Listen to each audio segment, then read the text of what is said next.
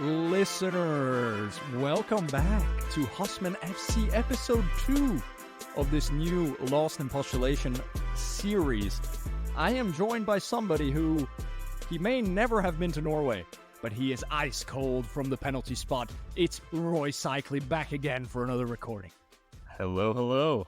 Welcome everybody. Thank you. How are you doing? I'm doing great. A little stressful, heart rate's down after the Arsenal match.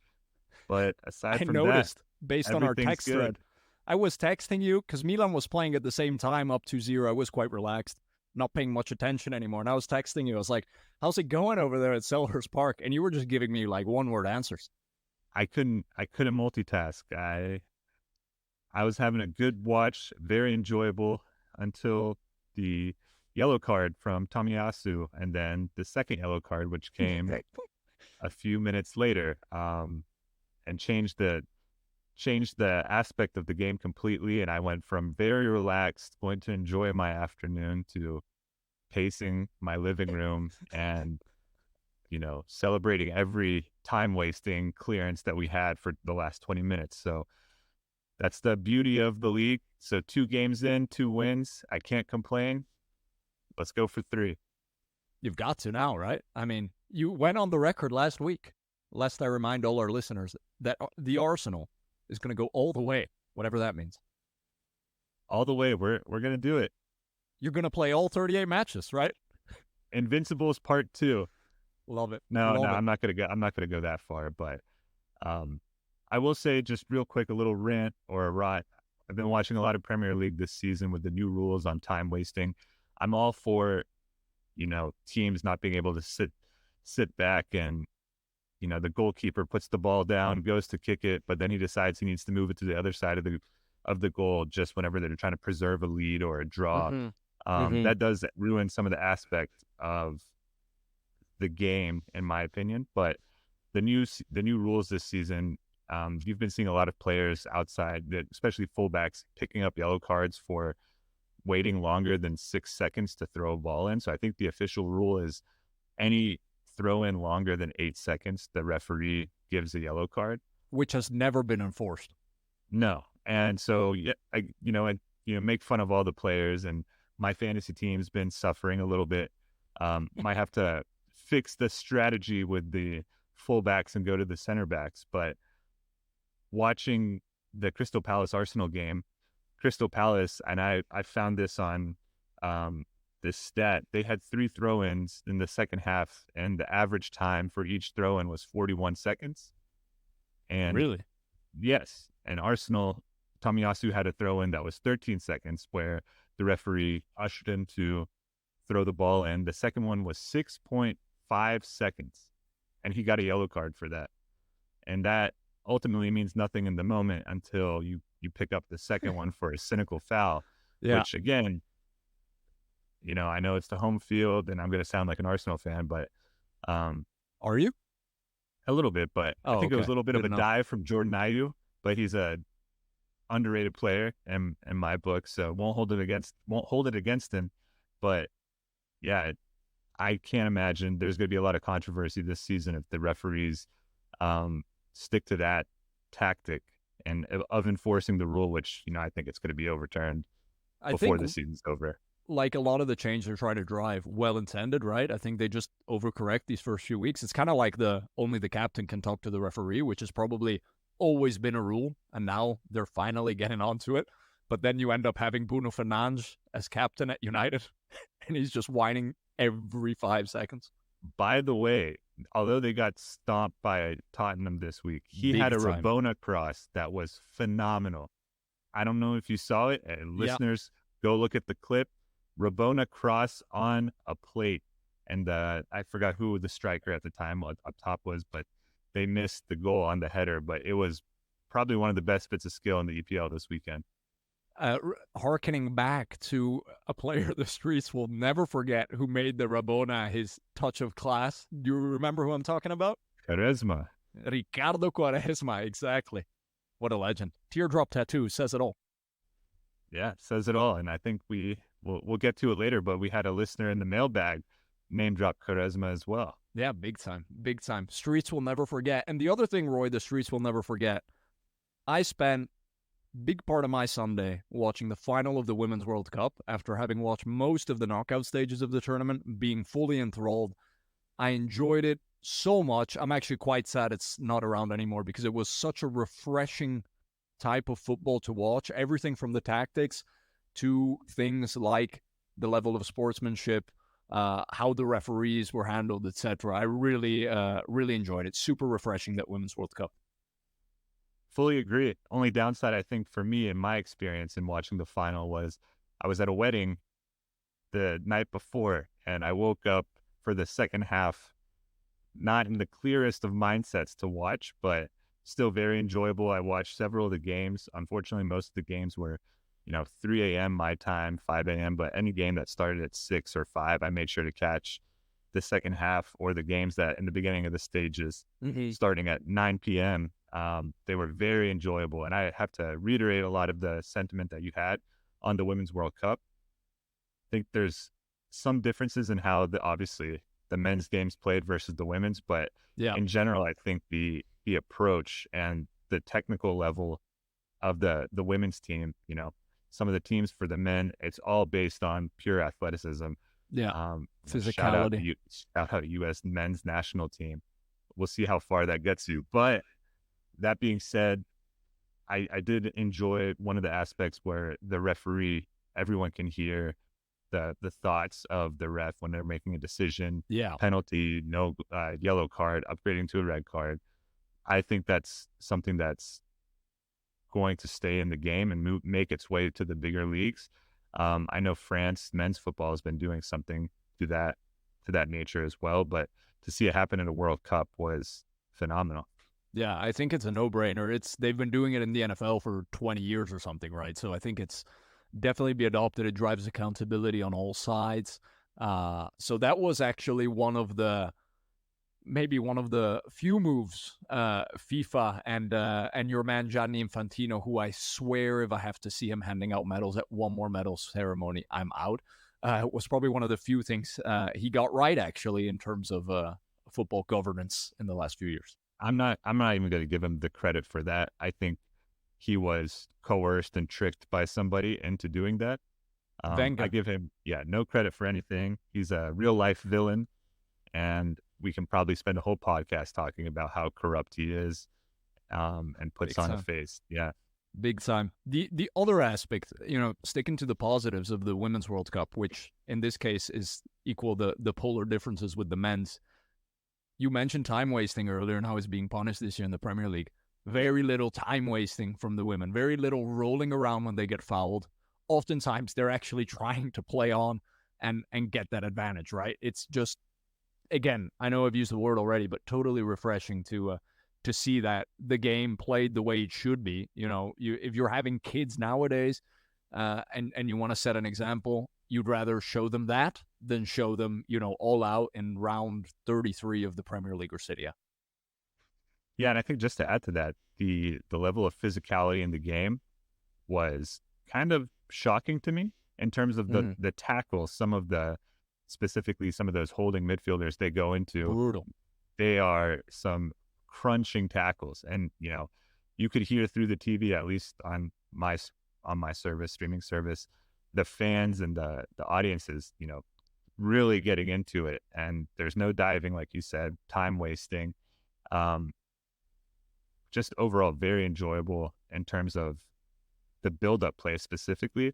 There's so many intricate passes that go on in the midfield where, maybe in the men's game, you can put that long ball to the pacey wingers over, get rid of the midfield game completely. Right. But it was really enjoyable to see kind of the build up and the chances created. Can't say enough about it. No, exactly. And I think actually Spain's winning goal with that overlap on the left was just textbook, right? And switching the finish, sides, too. The finish, unreal. Like just pinged it into that corner. Really amazing scenes.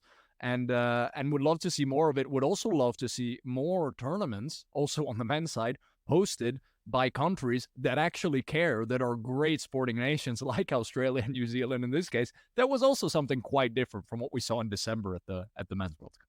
Yeah, authentic fans. That always makes for a better experience, I think, instead of paying people a ton of money to come. I know there was a lot being said about the Qatar World Cup. Coming from Lebanon, all the news in Beirut at the time, they were paying people to go and become fans of other clubs in Qatar. So lovely. I'm sure a lot of Middle Eastern countries, they had people as well, like, yeah, I'm going to go watch a couple football matches, but I'm also now going to go and support, XYZ team. So having those authentic fans there. And then I did see on Reuters magazine, when they were recapping the Women's World Cup, the total attendance. Do you have an estimate of all the matches, how many people watched, games in stadiums? Like per match or absolute for the whole Total, tournament? absolute. I'm going to go with, let's say, like 40,000 on average times, what is it? How many matches? 64 matches? 2.5 mil? Well, a little less than that, but it's 1.98 million total attendance. That's still pretty freaking impressive. The average attendance was 31,000. So wow. To put that in perspective, the 2019 Women's World Cup in France averaged about 21,000. And you've got to think, if you're thinking about 4 the women's years ago game, only. Yeah, only 4 years. That's what I'm saying. 4 years ago, probably a harder location in terms of Australia and New Zealand to get to for the average traveler versus a European-based venue, which was France was. And then if you're also taking it to a step further, France, you've got to think, is probably one of the most, crazy to say, for women's football, kind of a forward-thinking country and how they, in terms, pay their players. So, you have Olympic Lyon, the women's team, they have several players that are making, nothing relative to the men's team, but about 500,000 euro, pounds, whatever you want to say, a year, which is crazy compared to some of the other leagues.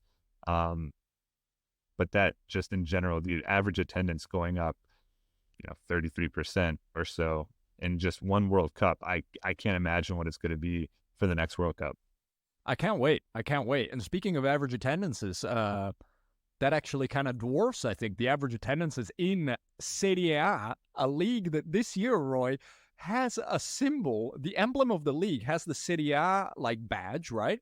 And underneath the badge, which says Serie A, they've inserted "Made in Italy." In case any of us were wondering what type of government currently runs that country. Made in Italy, the Italian Serie A. Beautiful. I think it's very authentic to put it there. I wasn't sure where Roma was, where they were based or where they were made, but now that I know it's in Italy, I'm locked in. Yeah, exactly. That really sells it. So that was one of the big observations I had. Another thing I noticed while watching Milan beat Bologna 2-0 on Monday, during a sleepy second half, because they just kind of locked down.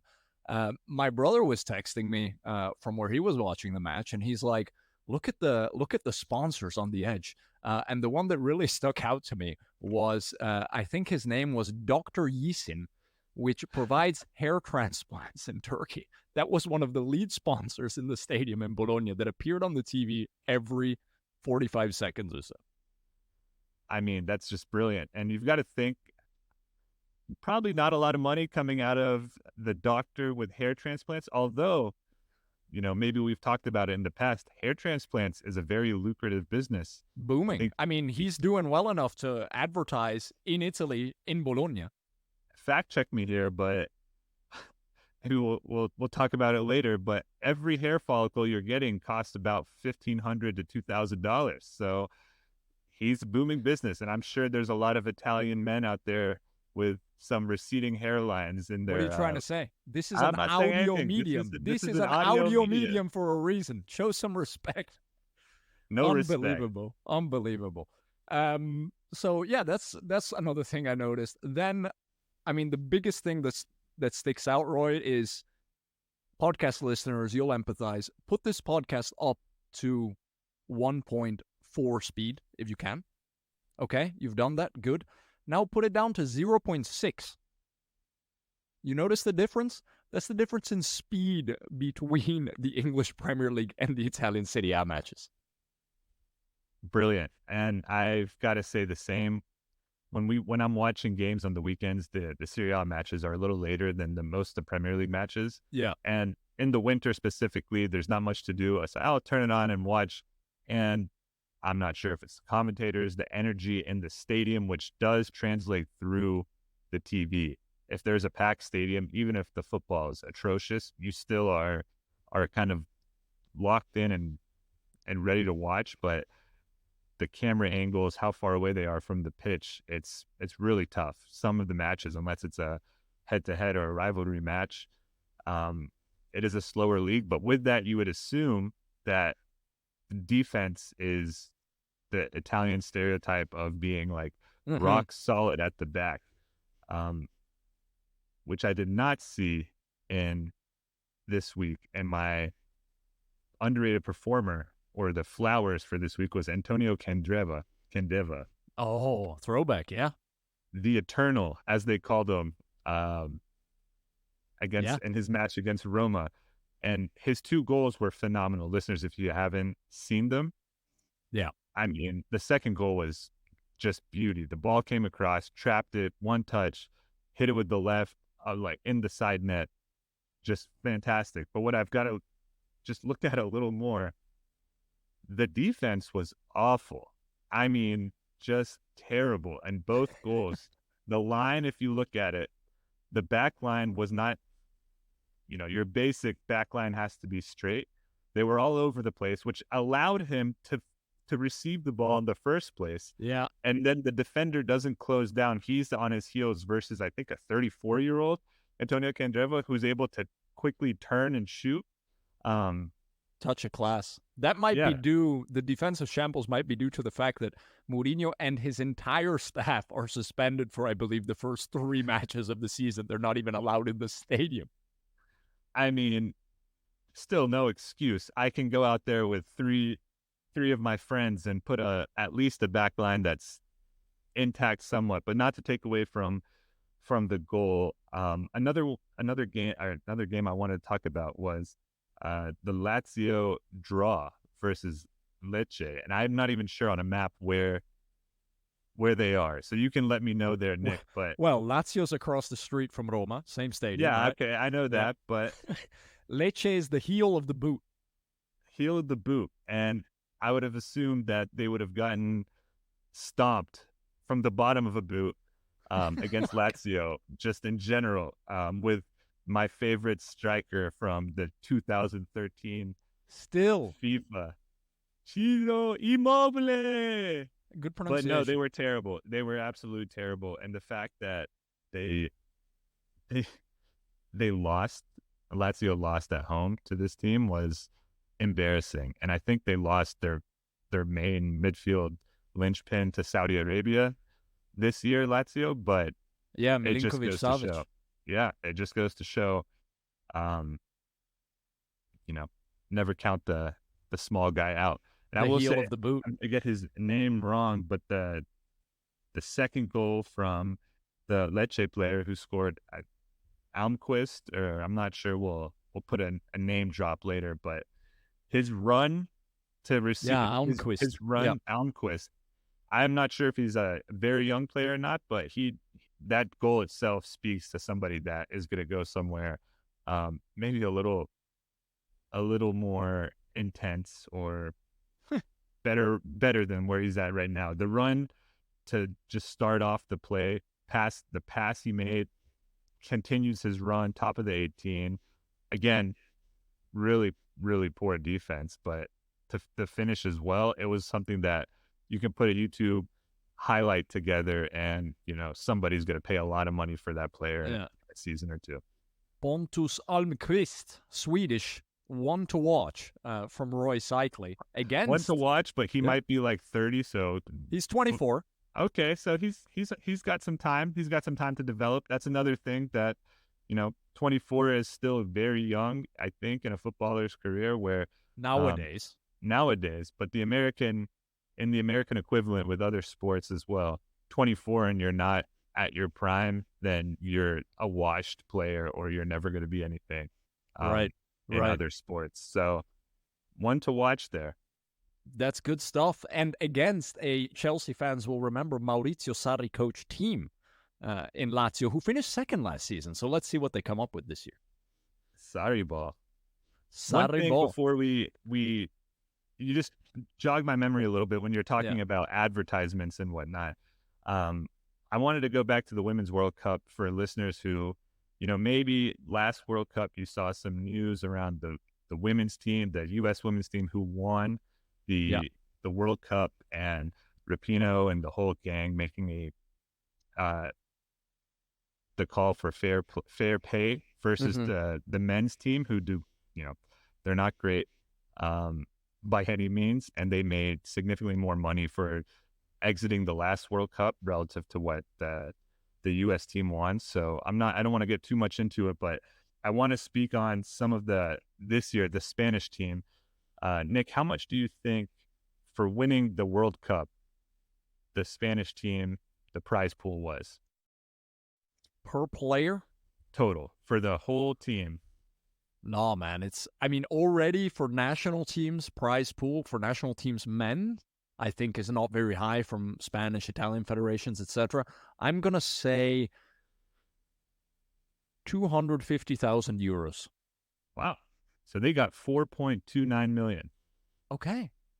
Out of the total prize pool of 110 million. Whoa. The winner got 4 out of 110? 4%. 3.9 actually, but 4% for winning everything. Get out. Which is, when I did the math, I thought that was that's not right. I know you're playing for your country, but you also won the whole thing. Right. I don't think anybody signs up for any kind of league and you just say winner gets all, winner gets, 70%, not winner gets 4%. So then I did a little more digging on the Men's World Cup, and, shocker, the total prize for the Men's World Cup was 440 million. So take that versus the 110 million. But they could reinvigorate the entire Argentinian economy with it. Well, hey, the Argentinian team got 42 million. So I assume about 41 went personally to Lionel Messi, and then the 1 million was sent to everybody else. But coins. that was about 9.5% of the total, which still seems low, but maybe a little more fair than, I'm not going to single out any of the women's national teams, but the Vietnam team was atrocious I think that was the difficult thing for me, was at that group stage. And it's the same thing that's going to happen at the next World Cup for the men's, with too many teams participating, and the level in the women's game, for example, in this case, there were not 32 elite teams. And we're going to have that in the next World Cup for the men's, where they expand to 48 teams. But there are not 48 elite teams that I genuinely want to watch 3 times every day for a month. Yeah. And I think just in general, the grassroots in each nation, it takes a long time to build up the coaches, the infrastructure to put a team out that can maybe surprise on the World Cup, like what we saw with the Moroccan men's team this year. Yeah. Your favorite, my boys, your favorite team. That was not an overnight success, but more so a lot of planning, I think, from, I don't want to get it wrong, but the president of their country putting together a huge investment. I think it was something like $50 million to promote the sport. And that was 9 years ago. And you can see where some of those players coming through are probably a direct result, men's and women's team, of that kind of investment. And you're going to have that across all the teams to make it a competitive spectacle. These are generational things, right? And not just in terms of the generational talents you get, a la Belgium, but when you look, for example, at Germany winning that 2014 World Cup, they did very deliberate things 20 years before in terms of reinventing how they developed youth football, and then you saw it play out there. So you got to play the long game with it, that's for sure. And speaking of playing the long game, Roy, were there any other flowers you wanted to give out? from the weekend? From the weekend? No, I think that was it. Good. Well, I think you should give flowers to the most handsome man in football, Olivier Giroud. Yeah, we were talking about it, and you asked me my thoughts on Giroud. Good footballer. He can score some goals, but there was a period at Arsenal where he could not put the ball in the back of the net for 13 games straight, and it cost us a run at the title the season Leicester City won it all. But aside from that, congrats to him on so far, seems to be ageless. He's 36, 37 at this point? I'd argue, apart from maybe losing some speed, that physically he's in better shape now than 10 years ago. It's a bit of what Ibra did. Well, he never had any speed to begin with. So, and I'm going to stand by that. He never had any speed. No, but he knows how to score a goal. Yeah. And that's what they pay him for. And Roy, what they pay us for is to take a break now and then come back and present our main segment.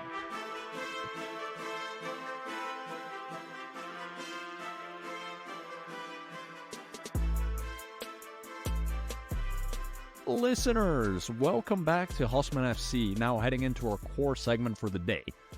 I was sitting on the couch the other day and Roy sent me a text with a list of 100 football players compiled in 2001 by FourFourTwo and Dom Ballon, detailing the best young players in the world at the time. And it makes for intriguing reading now that almost all of these players' careers are over. Some of them recently, like Zlatan Ibrahimovic, others a lot earlier. But really cool to look at some of these names and very nostalgic. Roy, what did you think overall about it? Yeah, the first thing that strikes me is they have Kaká as, I think, in the 90s of players 95th. To watch. 95th, but also, I think out of the list of 100, there were probably 20 to 25 names where you think, wow, that was a very talented player. Mm-hmm. Not a lot of players that were maybe overhyped and under-promised or under-delivered, but still, the top 10, and I don't know if we want to go through it now or later, the top 10 are mainly players where you think, yeah, these guys had a really good career. And then you have some, like you just mentioned, Zlatan being 35 on the list is kind of like, wow, it just goes to show you can't really tell somebody's potential under the age of when they're under the age of 21 or 20. But some of these players had incredible careers, and I think a few of them would have been even better in today's game. Yeah, and I think that's what we're going to get to discussing because we both compiled lists. But I think, on your point there, it's like maybe to an extent at the time in terms of talent and potential, the 34 guys ahead of Zlatan or the 94 guys ahead of Ricky Kaká may have shown more potential, but the difference over making a career is also down to the details and the discipline, etc., right? And I think that's what you really see there. But Roy, we've both put lists of players we want to discuss, and then leading to, kind of also the ultimate thought of would they have been better or worse today, or would they even have been pro today for some of them? Do you want to start with your first? It is the player that everybody was thinking about when they saw this list. I know you're a huge fan of Gareth Barry. Number 31, Gareth Barry. Idol. Still have his poster up in me and my wife's bedroom. Yeah, of course. So I don't know why it stuck out to me. Gareth Barry, obviously I saw him when I first started watching the Premier League, and then he stayed there year after year after year, and he was on every game. So everybody who knows or doesn't know, this 442 article has him as a left back for Aston Villa. Did you ever, when I said the name, did you think that's a promising left back? No, I remember Barry. I do remember him at Villa, but by then already, I think, as a holding midfielder. Exactly. I would have him as holding midfielder to the point where even Transfer Market only has him as a CDM, as the midfielder there. His whole career. His whole career, not a left back, promising left back. I'm sure there was some kind of injury in the middle, and they said, hey, this guy, he can just slide here for a little bit and then we'll move him back out wide. But the things that stick out to me, obviously, are the engine that he had, the just tenacity and consistency every game of probably putting in a 6 out of 10, a 7 out of 10. You're not going to get, him be a world beater, but the consistency over a period of time. And do you know how many games he played in the English Premier League? It must be upwards of 650, 700. 653. There you go. Across That's like a solid 15 years of just being there every day, right? every day, available every game. And one of the things that really stuck out to me in terms of his playing style, because obviously I'm not watching every game week in, week out of 653 games, he's only had 2 red cards. Wow. 2 red cards. And so you say, oh, well, maybe he just doesn't go in for tackles or whatnot. 155 yellow cards out of his 653 games. So that is somebody who is tactically incredible. He knows exactly what he's going to do and what he can get away with. Mm-hmm. And for me, that just speaks to, the game has changed since when he was playing to now. There's so much more little fouls that go on now that go unpunished. He could probably get away with murder with the intelligence that he has. But not only that, the consistency where you can build your team and have him as a core part of your midfield. He could pass, he could tackle, probably a little flexible with the defensive mid, the left back flexibility there, and all these teams that have new systems and kind of the fluid formation. But to have him at, I think, number 31, left back, Aston Villa, he made a great career, over 50 caps for England. He could score some goals here and there. Yeah. Every 10 games, he'll score a goal, essentially. 67 goals in 650 appearances. So, yeah, not bad. And he had over 50 caps for England, and he was one of the first, if you remember, players to join the newly Abu Dhabi owned at the time Man City to Mancini's Manchester City to bridge the gap. Quite literally. As a professional, I think, to a team that needed consistency to get to the next stage of their evolution, that's a player that you bring in to just fill in the gaps, bring the professionalism, and he also won a title. So he wasn't probably just underappreciated too in that context, right? Where you had so much flash around him, whether it would be Yaya or even Super Mario, El Kun, whatever, right? So because when I think of Gareth Barry, I think of an incredibly bland vanilla player. Exactly. I think everybody thinks that. But also, if you're thinking about a player in the Premier League today that does probably the same thing, maybe to, I'm just using the Manchester City, it's kind of a Rodri type. Yeah. Very bland. He comes up with a big goal. He's there. He's very consistent. He has an engine. He runs everywhere, covers the space, can get a goal, infuriates the other team. That might be my personal feelings there, but every team needs one of those players, and it's the job that nobody wants, but he did it, and he did it very well. Yeah. Only retired 2 seasons ago, but Roy, today, better or worse, and would he make the City team? Oh, better or worse? I think in today's game, he would be better. Just because that's a dying breed of a player. More needed. More needed. Every team needs it. Not every team has it, or they try having a player, they move it around. It doesn't work. So I think it'd be better, especially with the game somehow turning from the classic 4-2-3-1, and it's now morphing back to a overgeneralized 4-4-2. Right.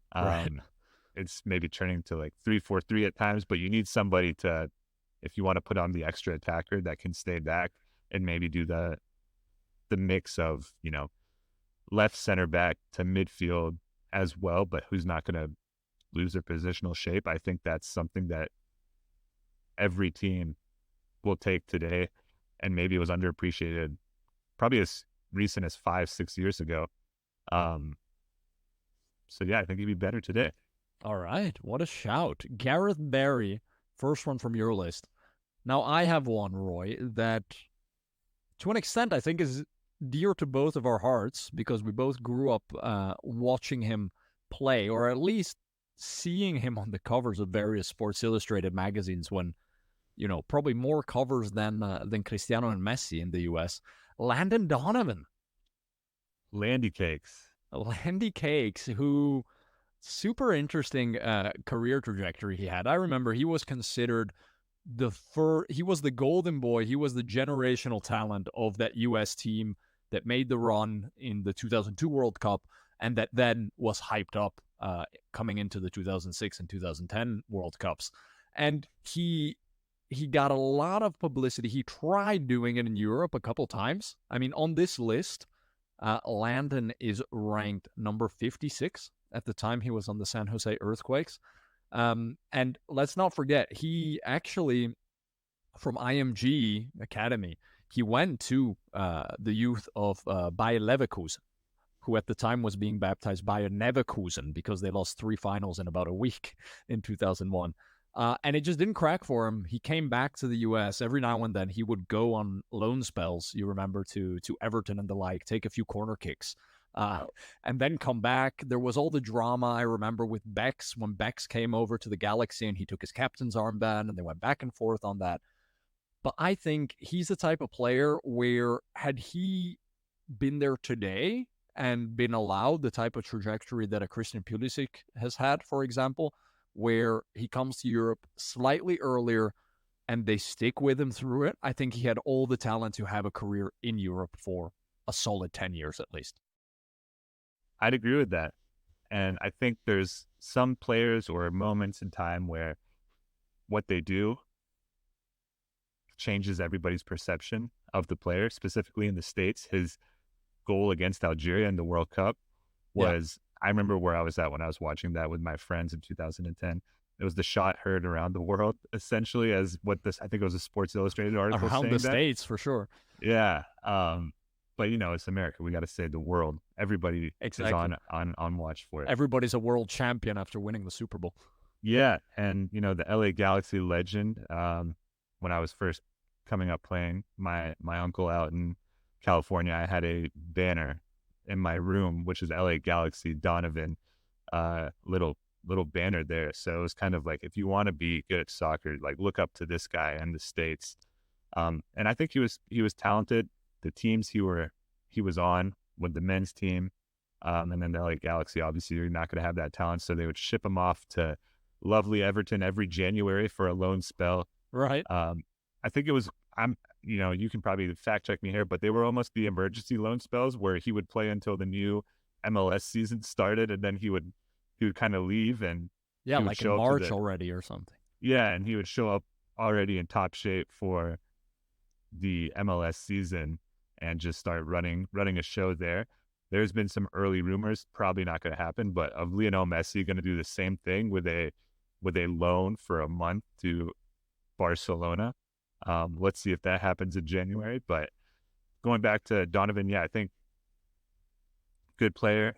I would say he would probably work pretty well in today's day and age, especially now that I want to say a stigma, but how people perceive American players has changed a little bit.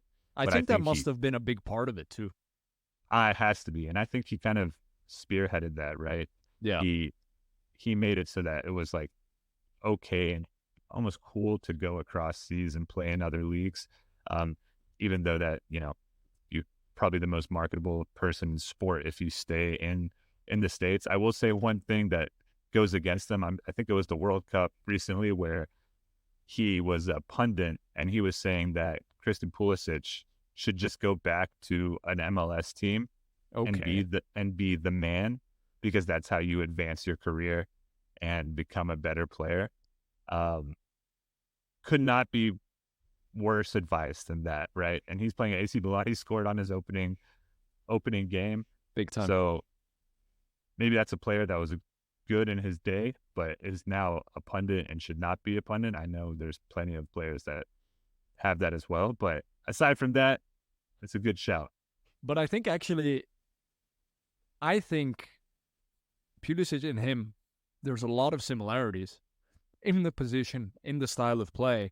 And maybe Donovan was just homesick. I don't know what went wrong that he wanted to stay in LA so long and only have these cheeky loan spells at Everton. Stigma's probably part of it, but probably also, he stayed where he was comfortable. I mean, we're talking about somebody that had 157 caps for the U.S. national team. Yeah. I mean, and all those games, I'm sure it would not be fun to hop across the pond several times a year just to play a match for the men's team. If you're already in the States, it's easier to go down to Mexico, Costa Rica versus Everton to any of those locations. So that could be a part of it too. We don't know, but it would have been nice to see him in the European leagues a little longer. Yeah, he was probably just ahead of the curve in terms of the development of U.S. soccer. But then again, he played a massive role in that development. So, Landon, if you want to come onto the pod and tell us the behind the scenes, I recently watched one with Freddie Adu, actually. Remember Freddie Adu? Well, he wasn't on this list, but he came, because he was probably only 11 at the time of the publishing of this. But yeah, Roy, who's next on yours? So this is for a shout out to your wife and her family. On the list, I have Niko Kranjčar from Croatia. Yes, midfielder at Spurs. Yes. Before that, though, this is one of the players. I remember reading an article, must have been almost 10 years ago when he was turning, I think, 30. And it was, what has happened to the beautiful legend of Niko Kranjčar.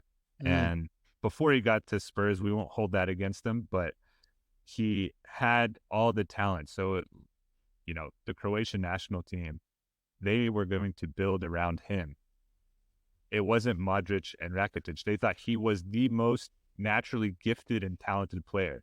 So you have a 17-year-old coming to the scene at, I think it was Dinamo Zagreb, where he has the talent, the raw talent. Everybody sees it. The ultras there are like worshiping him. Not only that, but he has the birthright. His dad was a club legend and was the coach of the Croatian national team. Yeah. And he had the flair and the capability to play across all three of the positions, the wings, the attacking midfielder, some of the striker. So you have all these ingredients, and around the same time as Modric, who's still playing, obviously a lot of the Croatian team somehow has those genes where they're playing well into their, later 30s, which is incredible. Machines. Yeah, machines, absolute machines. So you have all of this, but he never lived up to the potential. If you remember, he played with Portsmouth and the Harry Redknapp team for won an FA Cup, right? Yeah, yeah, he did, but he also Harry Redknapp with the Spurs. But he seemed to be unlocked by Harry Redknapp in his career to the point where his career went off the rails. He would just go to where Harry Redknapp was coaching. So that 2011 season, I think, with the QPR madness, which was the first foray into what probably is the same as what Todd Bowley is doing at Chelsea today, of spending a ton of money on players that were either aged or big names with not performing at their potential. He was that guy. He came to QPR, didn't play. So doing a little more digging on, looking at the highlights, you're like, man, this guy was so talented. What went wrong? In his whole career, he only played, and this is also talking about his hometown games. He only played 302 matches. Oh, wow. So put that against Gareth Barry, who played 653, or most of these players on the list played around 450, 460. And I was like, oh, he must have been injured. That, according to some of these soccer sites, is not completely accurate. He had some problems with his weight, and his pace fell off a cliff accordingly. So all these times he would be injured, there's the rumor that it wasn't an injury. He was just overweight and could not shake the weight off, and he just lost his pace. So all this natural skill and talent that he had, it wasn't that he was becoming injured. He lost all the pace that you need to play at the highest level. And I know there's players like we talked about earlier, Giroud didn't have pace. Like, this guy could not run kind of pace. And if you're playing as a flair winger and you can't beat your man after you do a move, you create the space, I think at in the Premier League where he wanted to be, it makes it very tough to establish yourself, especially at the game at that time. And that goes to the next point. I think for all the natural talent he has, he would be terrible in today's game, unless maybe he's playing for a team in the Serie A. Little shot there. Niko Kranjčar. Yeah, I mean, and again, that was also like already a good Croatia team that had that run. I think it was Euro 04 where they went quite deep, and then they started to have the Modriches and stuff coming in. Yeah, I mean, again, like you've picked two with Barry and now Niko Kranjčar, which I would categorize as quite boring players. But Niko Kranjčar, I don't think he was a boring player. You just don't see enough of it. That must be it, right? Yeah. I remember watching him a few times, and he did have a lot of skill. He had a couple of, I put it up there as almost wonder goals, but it's like you never can live up to the hype that you have when you're a young player.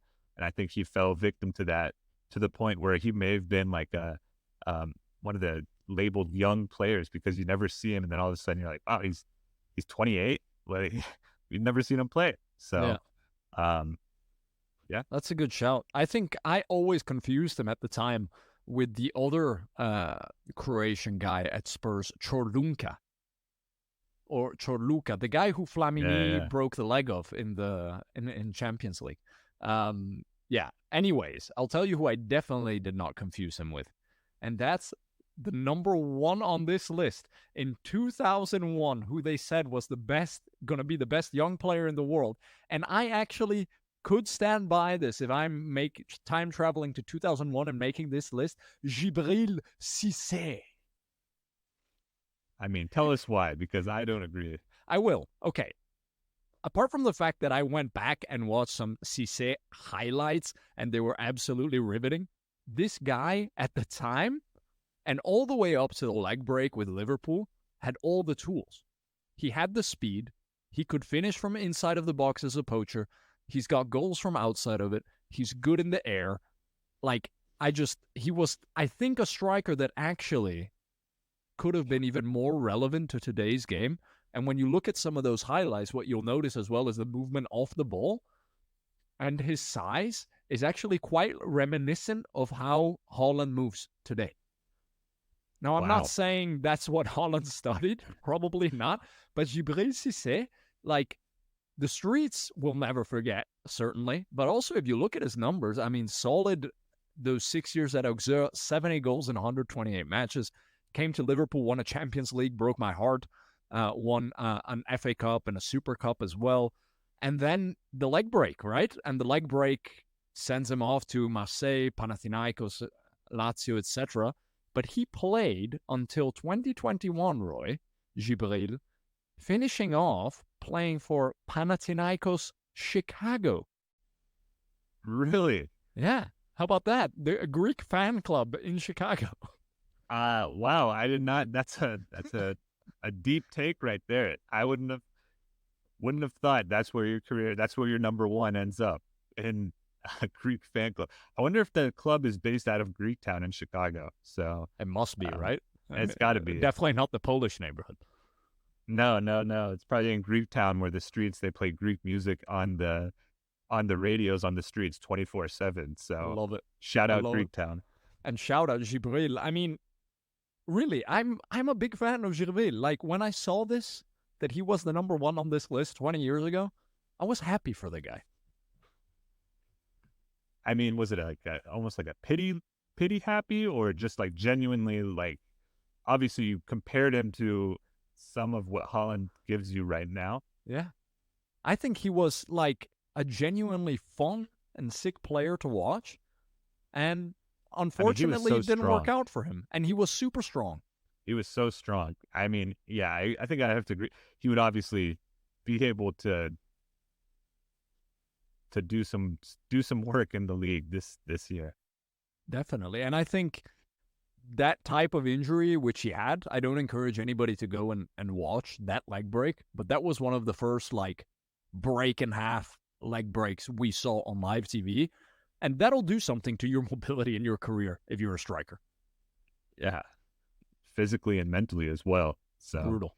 that's probably Brutal. the hardest part to come up, maybe the hardest part to come back from, the mental aspect of it. Once you're fully healed, tons of players that never got back to the level they were at because mentally they could not give the extra 1% in a tackle and a run to take them to where they had to be. And that's what I looked up. I was like, yeah, what went wrong with Djibril, right? Because your first conclusion, like when he's that much of a talent, you think of the Anelkas of the world and stuff, and like, okay, did he just, not care so much or not have the discipline of a Zlatan, etc., of other players in this list? And it seems actually he was quite unlucky with that leg break, and then he went on to just kind of enjoy his football from there on out. There was not much drama around Djibril. Yeah, I've got to say, probably when you suffer a serious injury in your career, which is already short enough, let's say the best players, their careers in their like 10 years, maybe, of purely like you get to play week in, week out, 10 years. An injury like that, that's 10% of your career gone if you're very dedicated to come back. But then there's coming back, and then there's coming back to your normal self.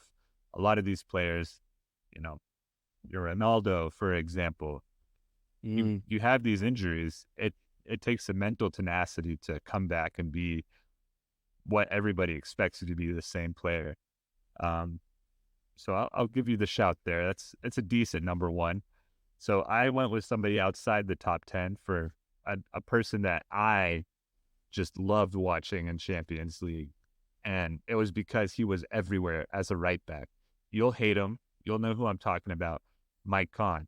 Oh, yeah. Well, you picked Kivu on the left last week in our Cholo Simeone 11, and now you're doing this to me.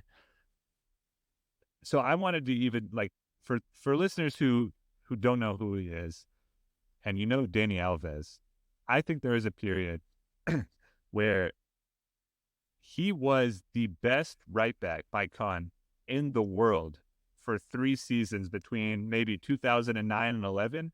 Yes. He was so consistent. He had the engine to run up and down like an animal for 90 minutes. He was fast as you can believe. There's some players, right backs now, that are, pacey. He was probably one of the fastest outside backs in the world. And not only that, he could get down and he could score the goals. He'll give the assist. He had a great cross on him. And he won, the Champions League. He won the Serie A several times. Brazilian player. He started on Brazil over Dani Alves, actually, in the 2010 World Cup. Yes. And I mean, the highs that this guy got to was just incredible. So much so that when he was nearing the end of his prime, where did he end up when he left Inter? Well, he went to City and Roma, no? Yeah, he went to City, and part of the project, he joined his friend Gareth Barry the next season. I'm sure they spoke the same language. Yeah, that project lasted 1 season. Then he went to Roma, had a decent 3-4 years, and then started hopping around clubs in Brazil.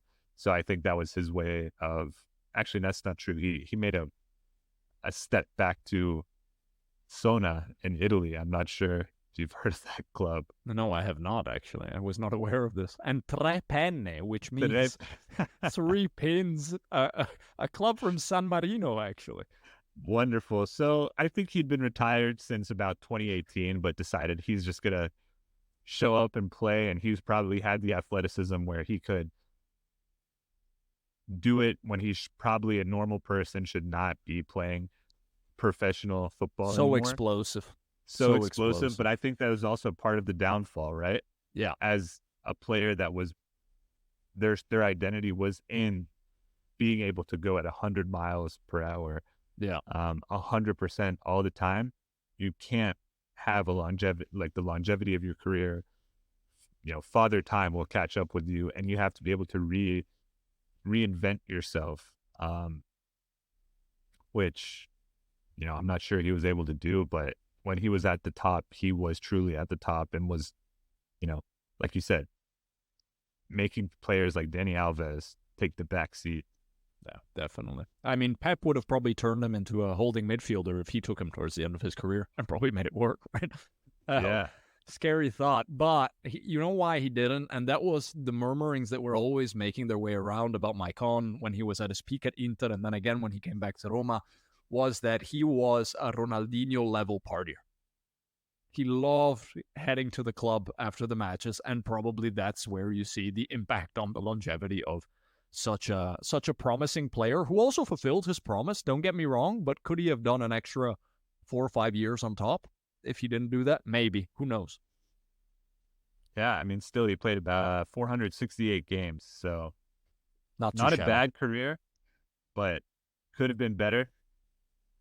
Yeah. But still a player that I think lived it up, like you said, the partying, the flair, everything. He knew his time was on the big stage was limited, and he made the most out of it.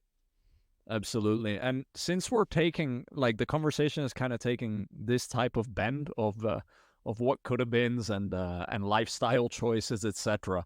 I've just adapted my choice. I'm dipping back into the top 10 to the number 6 at the time, who Ajax actually chose to proceed with over Zlatan Ibrahimovic a couple seasons later, and that is Rafael van der Vaart. Interesting choice. We're circling back on the Spurs Spurs reject. again. Okay, but before I get into Van der Vaart, I went down a rabbit hole of that 2001-2002 Ajax team because I kept seeing some of their players pop up on this list. I'm going to read you a few names from that roster. Christian Kivu, your man. Yeah. Andy van der Meijden, another promising startlet who ended up going to Inter. Zlatan Ibrahimovic. Mido, continuing with that Spurs team, the Egyptian striker. Maxwell, Zlatan's best friend who joined him at every club. John O'Brien from the United States of America, the defender from the 2002 World Cup. Van der Vaart, John Heitinga, who started in the 2010 World Cup. And Steven Pienaar, the South African, who ended up at Everton and Spurs also. There you go. And Martin Stekelenburg. How about that for like a squad of young players? It's always Ajax. It has to be Ajax. That's a pretty well-balanced team. You have a few superstars in there as well as hard workers and players that ended up making a good career. Everyone that you mentioned made a decent career. Yeah. And very interesting. That's a team that actually made it to the semifinals of, the quarterfinals of Champions League against AC Milan in 2003 when we went on to win it. And they almost pipped us. We had to wait for like a last-second Jon Dahl Tomasson stealing a goal from Pippo Inzaghi. Anyways, I digress. Back to Rafael van der Vaart, who at the time, this 6 makes total sense. Because he was considered one of the most promising number 10s in the game. And he kept being given the chances. If you remember, he went to Hamburg, Real Madrid. He was at Real Madrid with the other Dutchies, with Robin and Snyder. You remember that? I remember. That was, I wanted to make sure I wasn't misthinking that and had a career mode where I had Van der Vaart at Real Madrid. But I remember he was there. He was shipped out around the same time, if I'm correct, as they were bringing in the new wave of the Ozil, the Galacticos Kaká. 2.0. Yeah. Yep.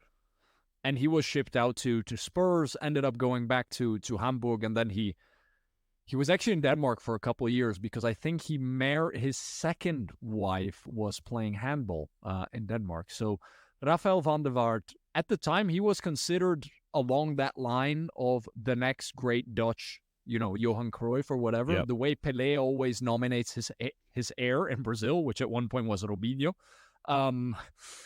So Van der Vaart, that is for me like the essential player that, he made it to that level. He liked the money.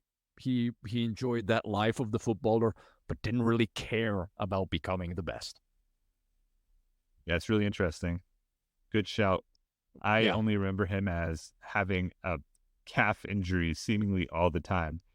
I think I've seen probably 1 or 2 matches where he limps off the field with a pulled calf muscle or a strain of some sort. He did not feel like a very robust player, but No. very talented. And one of those, again, the first touch creates the space, all he needs, where, correct me if I'm wrong, I don't recall him being very athletic, No. but very smart, and with the ball could do what he wanted and didn't need the speed to really hit the stride. Like I was saying with Nico Kranjčar, he was out wide most of the time where you need a little bit of speed. Van der Vaart came a little through the middle, plugged the gaps, maybe a little free roaming. But a good shout to end out some of the heavy hitters in this list. Yeah, and I think just for the record today, I don't think he would cut it. Not with that lack of pace, not with that lack of discipline. It's so ruthless now. There's no space for a guy like that. Yeah, no, there's not. There's no, I guess, what would you call him, a 10? Yeah, even roaming? Positionally, right? It's like the whole Ozil discussion nowadays. We could have a full, that is a dying breed. It's bad when going to Ozil, he posts that his position is now a dying breed on social media.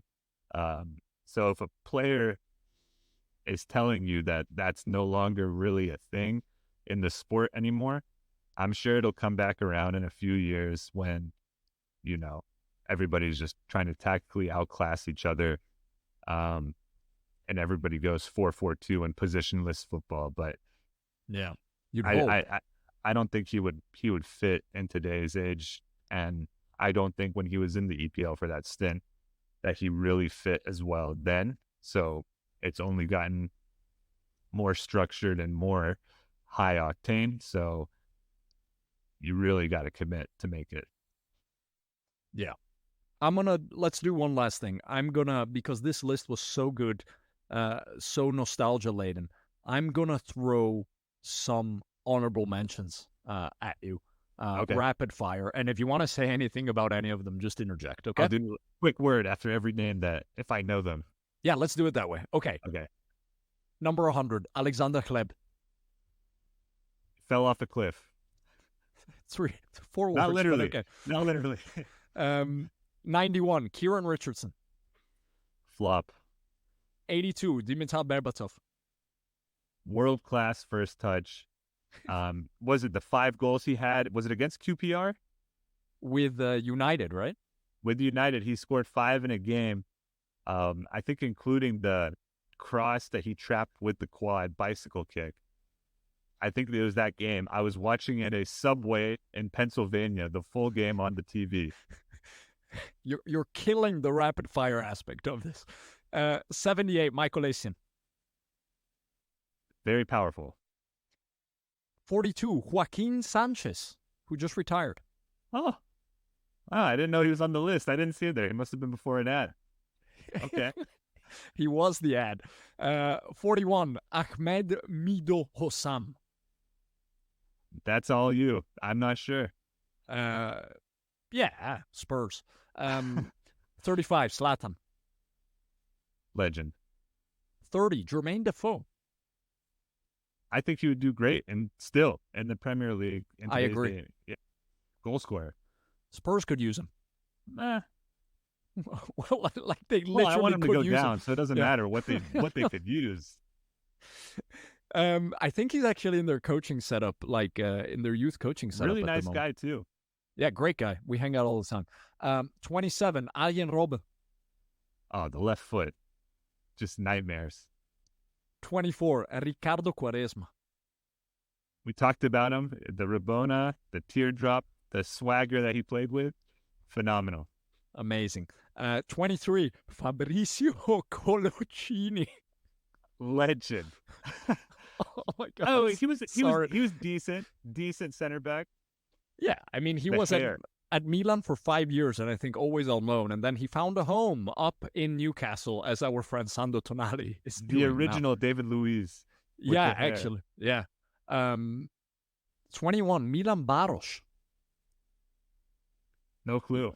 Liverpool striker, Czech Republic, wore the number 5.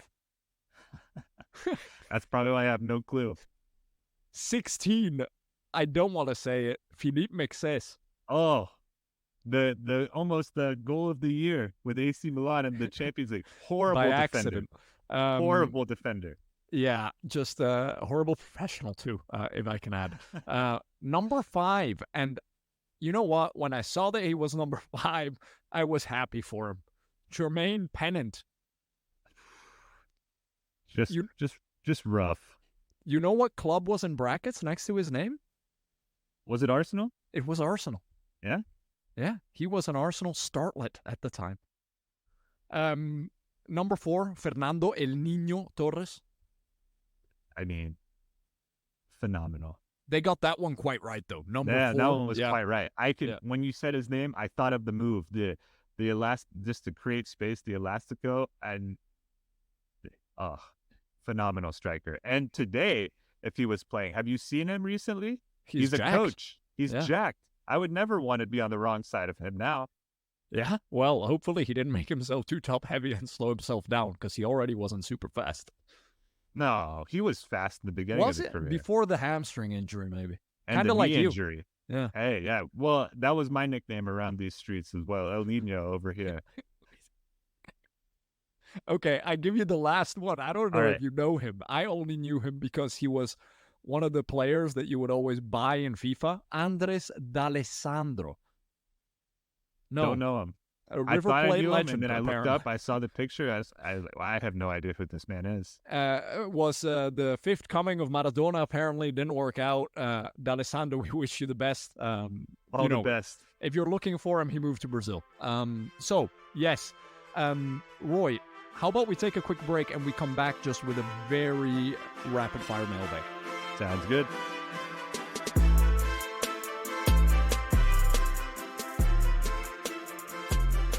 Listeners, welcome back. And before we go here, we've had some of you writing into our mailbag about the Cholo Simeone 11, which we released last week, and coming with your own formations, which has been super cool. Roy, I'm going to read one now to you, all right? Okay, hit me with that. I have not heard of the mailbag or anything here, so this will be interesting. So this is from Frank, and we encourage more of you to send these in. As always, lostinpostulation@gmail.com, or you can find us on our socials before we break out the proprietary Husman FC ones. But, our interns are on strike at the moment. So here we go, from Frank. I thought to use a 3-5-2 so that it would allow us to have 3 big-bodied defenders with some technical or physical players in midfield and 2 contrasting forwards that could complement each other. Most importantly, we needed a goalie that is vocal, a leader, and somewhat of an asshole. And so I placed Oliver Kahn in between the posts. Brilliant. That's fair. I remember him celebrating in Andy Shevchenko's face after Sheva skied a penalty, which Kahn didn't even save. And we won that match 4-1. So that was a character. Now, in defense, I prioritize size. And so on the right, I put Jerome Boateng. Ooh, good shout. Isn't he a lefty? He's in the 3 in the middle. Okay. And on the left, a world-class defender, this is why, that was sneakily very dirty, Giorgio Chiellini. I don't know about sneaky, but yes, I agree. Yeah, but he smiled while doing it. Yeah. The was it the PK shootout last World Cup? With Jordi Alba. Yeah. Euro. We don't do World Cups anymore in Italy. Yeah, that's true. It's becoming a theme. Attackers would hate playing against them.